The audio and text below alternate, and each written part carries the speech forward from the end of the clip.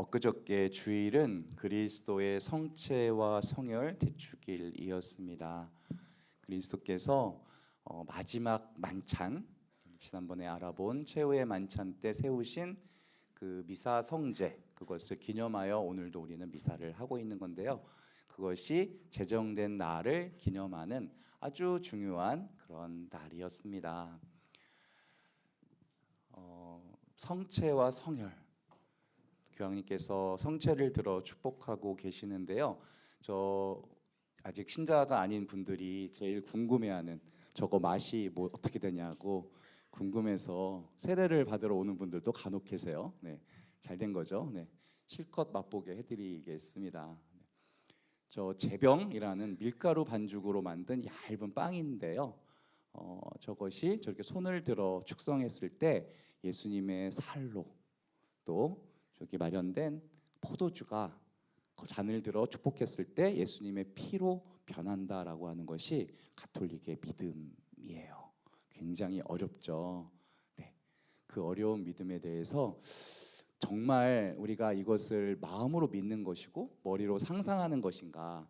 하지만 이런 우리들의 믿음을 어느 정도 시간이 지나서 깨닫게 해주실 때가 있거든요. 성체의 기적들이 전 세계적으로 많이 일어나고 있는데, 그 중에서 아르헨티나 부에노스아이레스에서 1996년도에 일어났던 기적 하나를 소개해드리고자 합니다. 영상으로 보시겠습니다.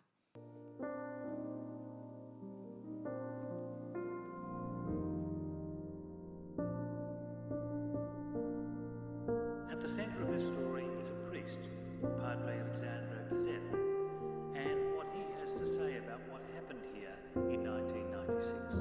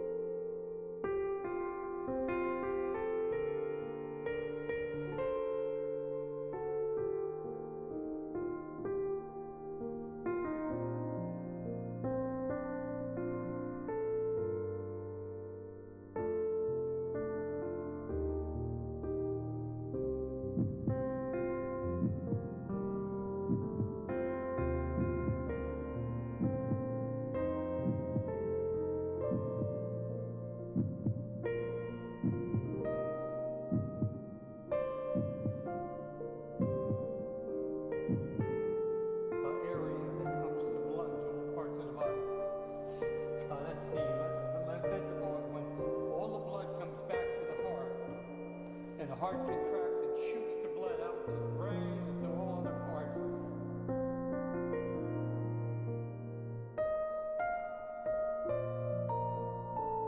That tissue was in water for 3 years. That is fantastic.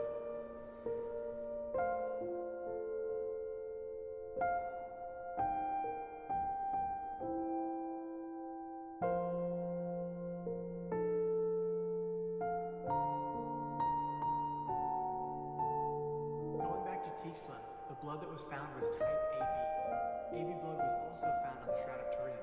It is interesting how the Eucharistic miracles have type AB blood, and this was found before the Shroud was analyzed. Pero quiero decirles algo.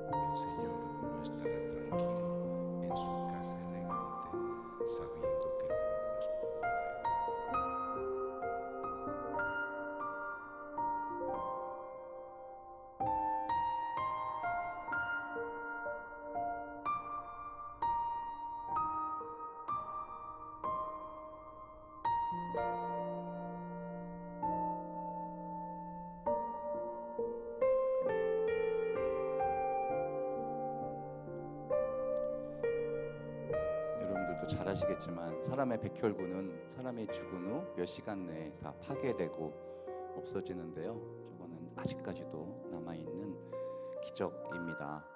그래서 란치아노라고 하는 이탈리아에서의 기적이 벌써 1200년이 지났는데요.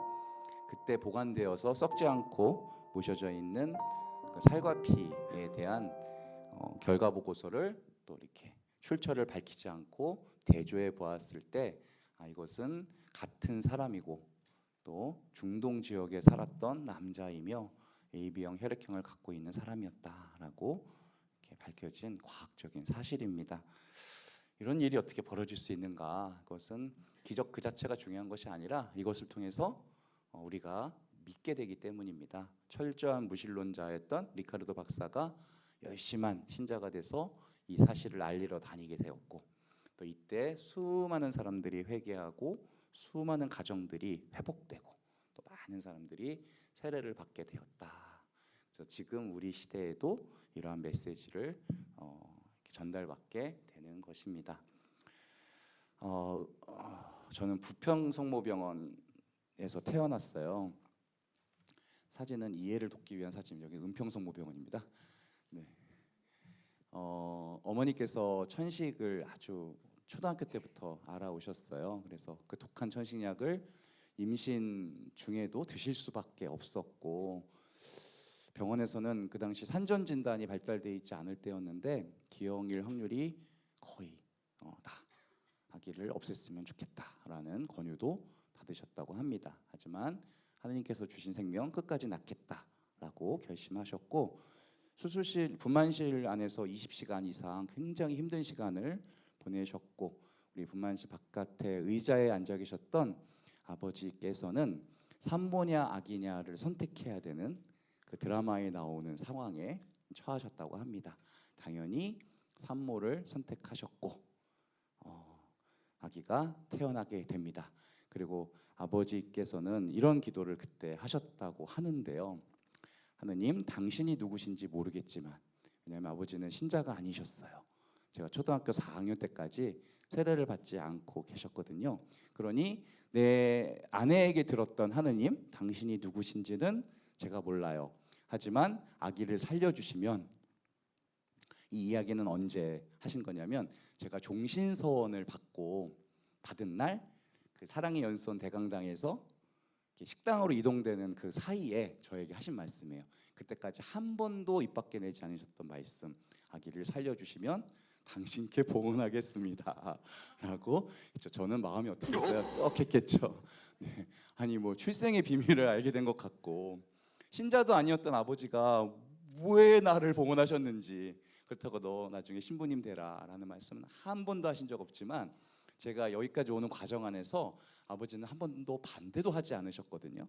어머니는 많이 반대를 좀 하셨는데, 그래서 저는 그때부터 봉헌된 사람으로 태어났고, 어떻게 기형아로 태어났을까요?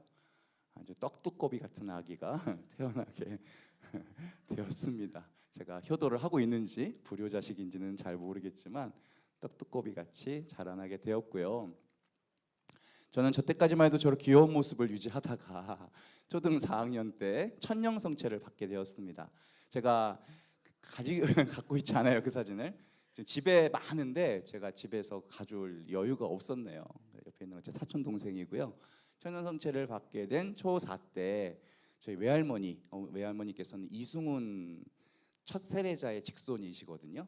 외할머니께서 나중에 신부님께서 성체를 들어 올리는 순간, 또 성작을 들어 올리는 순간에 기도를 하면 그 기도는 꼭 들어주신단다라고 말씀을 하셨고, 그 당시에 귀엽고 착했던 저는 그 말씀을 철석같이 믿게 되었습니다. 저는 그날부터 기도를 시작했다고 말씀드렸고, 제가 지난번에 미사가 뭔지에 대해서 말씀드릴 때 첫 번째 기도를 여러분께 소개해드린 적이 있어요. 그쵸? 기억나신가요? 성체를 들어올리는, 빵을 들어올려 정점에 이르는 순간에 성체로 바뀌는 가장 거룩한 순간에 저는 인생의 가장 큰 기도를 했다고 했죠. 그것은 바로 하느님, 당신 집에서 살게 해주세요. 그것을 여러분들이 앉은 자리의 각도로 보고 평생을 기도하다가 어느 순간 이 기도는 잘못됐다, 기도를 바꿔야지라고 한 순간은 저희 언제 첫 미사, 제가 이 각도로 이제 미사를 180도 바뀐 각도로 하게 되고, 제가 이 빵을 들어 올리고 축성할 때 난 이미 당신 집에 살게 되었군요 라는 깨달음을 얻고 올라가는 순간에 기도가 바뀌었다고 했어요. 뭐라고요? 주님의 집에서 어떻게 죽게 해주세요 라고 저는 그날부터 기도했고, 올해가 17년째고 하루에 약 1.5대의 미사를 하면서 한 번도 안 빼놓고 저 기도를 바쳤으니 저 기도는 이루어진다 안 이루어진다? 네, 그게 믿음이에요. 그게.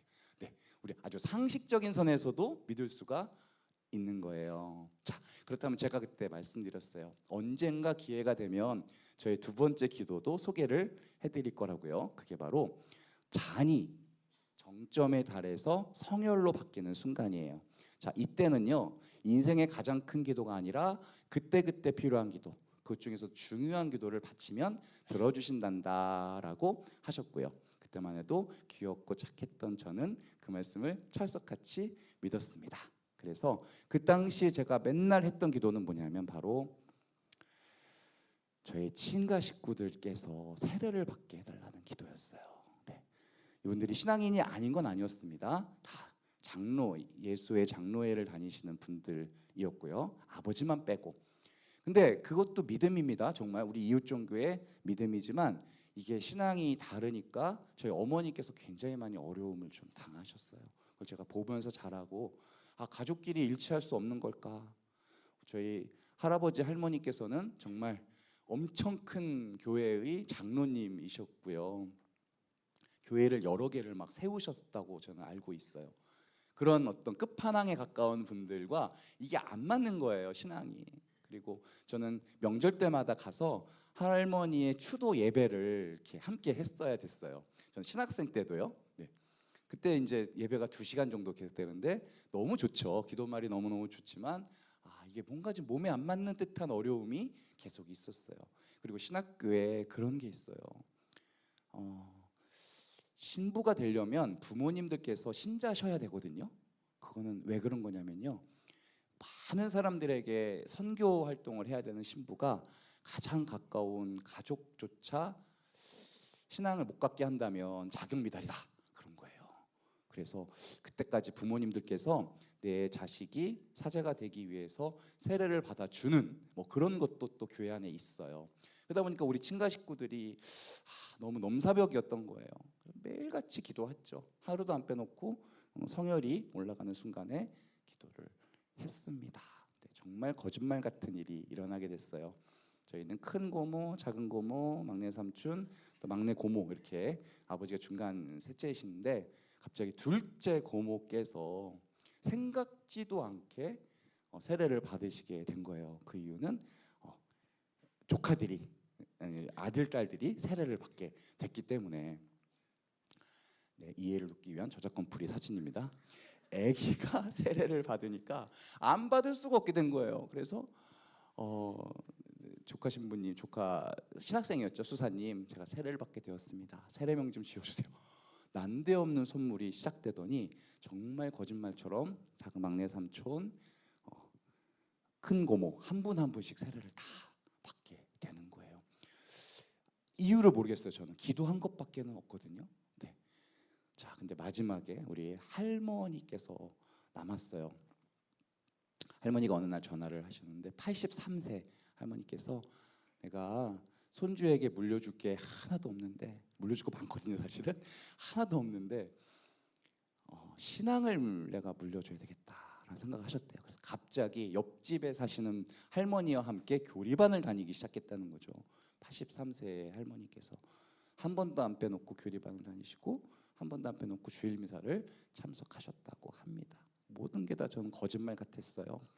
그렇게 시간이 흐르고 어느 해 수도에서 감면을 받고 저는 명절 때 한번 참석하게 되었는데요. 그때는 추도 예배가 아니라 저는 이미 사자서품을 받았고요. 손주 신부님, 우리 할아버지를 위해서 연미사를 좀 봉헌해 주세요 라고 하셨어요. 갔더니 할머니께서 그동안 필사를 해놓으실 성경이 몇 보자기로 쌓여 있는 거예요. 보따리가 있는 거예요. 구신약을 다 쓰셨는데 가톨릭 성경을 할머니께서 국어 선생님이셔갖고 완전히 글씨가 명필이셨어요. 이해를 돕기 위한 저작가 프리 사진입니다. 네, 그것을 놓고 너무 감격스러워서 어쩔 줄 몰라서 그날의 독서와 복음은 매일 미사책을 덮어놓고 할머니께서 쓰신 부분을 찾아서 제가 읽고 가족 미사를 드리게 되었습니다. 네, 그 미사 중에 할머니께서 눈물을 흘리시는 거예요. 그 앉아 계신 모든 분들이 다 신자가 됐거든요. 제일 먼저 신자가 된 게 우리 아버지. 초4 때 제가 천년성체를 받을 때 드디어 세례를 받으셨어요. 아들이 천년성체 받는데 난 가만히 있을 수 없다. 그래서 아버지를 시작해서 온 가족이 다 세례를 받게 됐는데, 할머니께서 눈물 흘리시는 이유는 우리 할아버지 돌아가신 지 한참 된, 저 초6 때 돌아가셨거든요. 할아버지는 세례를 받지 못하고 돌아가신 게 너무 마음이 아프다라고 하시는 거예요. 저는 그때 음흉한 미소를 지으면서 지금까지 한 번도 공개한 적 없었던 비밀 이야기를 털어놓기 시작합니다. 할아버지께서는 서울 백병원에서 돌아가셨는데요. 제가 장손이거든요. 그래서 돌아가시기 왠지 임박한 것 같은 느낌이었어요. 그때 이제 다들 가족들이 모였는데 제가 20분 면회 시간 동안 10분을 나에게 달라고 장손으로서 요구를 했어요. 그래서 그 안에 저는 들어갔고 할아버지를 만났고, 저는 할아버지 귓가에다 대고 할아버지, 저는 지금부터 천주교 4대 교리를 설명할 거예요. 잘 들으셔야 돼요. 했더니 분명히 이라고 대답하셨어요. 산소 마스크를 쓰고 계셨고, 그리고 저는 4대 교리를 짤막하게 말씀드린 후 저는 지금부터 물로 세례를 드릴 거예요. 할아버지, 세례 받으실 의향 있으세요? 응이라고 대답하셨어요. 두 가지 응이라는 대답과 함께 저는 숨기고 들어갔던 물로 할아버지의 머리에 성부와 성자와 성령의 이름으로 베드로에게 세례를 줍니다라고 했고요. 할아버지는 그날 밤에 돌아가셨어요. 이 이야기를 처음 꺼낸 게 바로 그 미사 시간이었어요. 네, 사실 저희 어머니만 알고 계셨거든요.